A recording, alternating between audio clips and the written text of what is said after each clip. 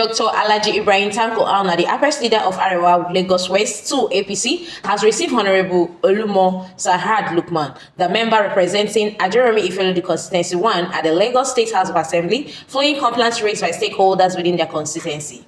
The meeting, convened to address concerns from party members and residents, created an avenue for clarification and reconciliation after reports of dissatisfaction over communication gaps, accessibility, and political support.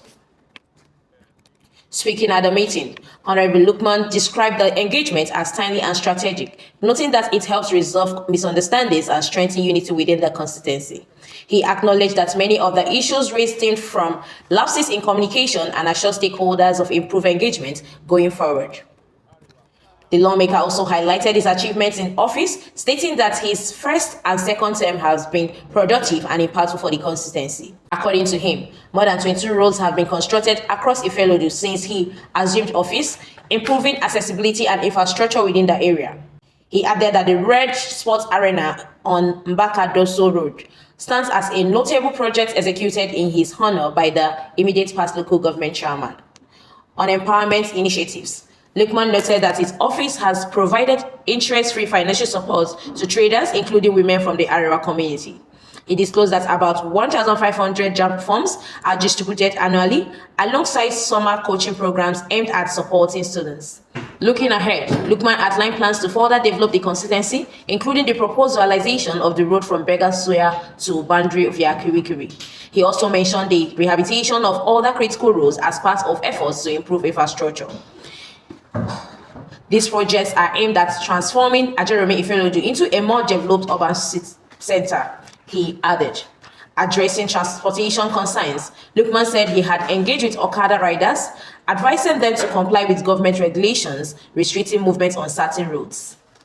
He warned that violations could lead to the seizure of motorcycles, but added that discussions are ongoing with relevant authorities to recover some of the seized bikes. This meeting today is a very, very strategic and important meeting. And alhamdulillah, I thank Almighty Allah that the meeting came up, because we have been able to resolve so many issues. And like Danko said and like Saad, they are basically because of lack of communications. And we have also agreed that going forward we'll work together as one family. Of course, I'm also an Arewa person, right? So we work together as one family. Whatever it is Arewas, we'll give it to them instead of, sharing it to other groups. I think that's a major issue, and that's the way forward. And again, one thing I took away is that even if I'm sharing to Arewa, I must give our mothers their own substantially, so that everybody can be happy at the end of the day. You also asked me about what are my plans if I'm re-elected. Well, my first time and second time has been very, very useful and productive to our community. Sure. You go around Constituency 1, Mbaka-Doso Road, Anyanwu Road, I was the one that facilitated it. From Ojo Road is walking towards boundary now. Yes. It's the project that I, stood behind family, myself and my colleague, Honourable Olumoh, we brought that. If you go to Ifelodun, we have done more than 22 roads since I came into office. And they are there. Well, the Red Sports Arena was done in my honor by the last chairman of the local government, which is on Mbaka-Doso Road. So, and we have done a lot. We have the free cocoa traders money, which I'm sure our mothers from the Arewa, they also benefited from when we were doing it. There is no interest attached to it. Over 100 of our students. In fact, every year I do 1,500 JAMB forms. Right? I do summer class, cocoa traders, cocoa summer school. I've facilitated employment for more than 100 of our graduates in Constituency 1. So we still have many more to do. We are planning by the special grace of God that Kirikiri from Begasuya to boundary will be dualized. The new road here, it has to be worked on properly. So many things that we want to do. Already the link bridge linking Ogoanko to Ridilu is there. Linking Godo to ECA is there. So we are bringing so many things on that will change the Ajeromi-Ifelodun to second Lawmaker. I had the opportunity of discussing with the Okada riders. And I've also advised them that they should be wary of the fact that the government have designated some road for them. Those places that they asked them not to go, they should not go there. If they go there, their car will be seized and crushed. But for what happened, we already started working with the task force. Myself, Alhaji Tonko-Auna Saad, former chairman of this council, Honourable Ajeromi-Ifelodun and Lampoda as well. We are talking to them. Whatever we can salvage and recover, obviously we'll definitely get back to them. In his remarks, Alhaji Ibrahim Tonko-Auna said the meeting was convened following 3 major complaints against the lawmaker. He listed the concerns as lack of engagement with party members in Ifelodun, limited accessibility, and issues surrounding political support for a councillorship aspirant. He, however, noted that after extensive deliberations, most of the issues were traced to communication gaps rather than deliberate neglect. He explained that misunderstandings around political processes and lack of proper consultations contributed significantly to the grievances raised. Tonko-Auna advised the lawmaker to adopt a more inclusive approach in dealing with the diverse groups within their constituency. He stressed the need to carry all stakeholders along, regardless of ethics or political affiliations. He also addressed the issue involving Okada riders, stating that efforts are ongoing to recover a significant number of the seized motorcycles. On a tense moment during the meeting, he cautioned against acts of disrespect towards public office holders and emphasized the importance of maintaining order and decorum. The APES leader expressed satisfaction with the outcome of the meeting, noting that Honourable Lukman had responded to the allegations and shown willingness to improve in identified areas. He added that political support in Lagos is largely performance-driven, particularly in terms of infrastructural development and impact on residents' welfare.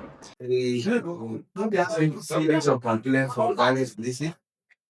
For today, that is one. Ajeromi.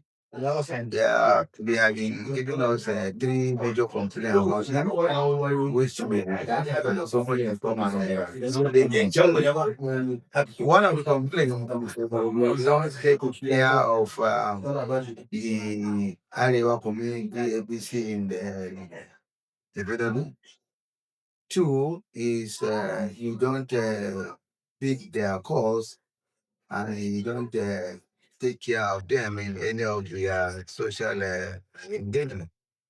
The last one is regarding to one of the aspirants of councillorship in the Federal, and the lady serving for 5 years, and we believe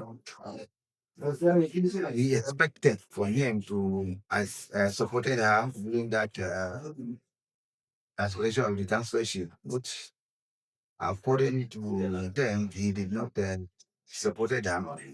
But finally he responded almost all the issue.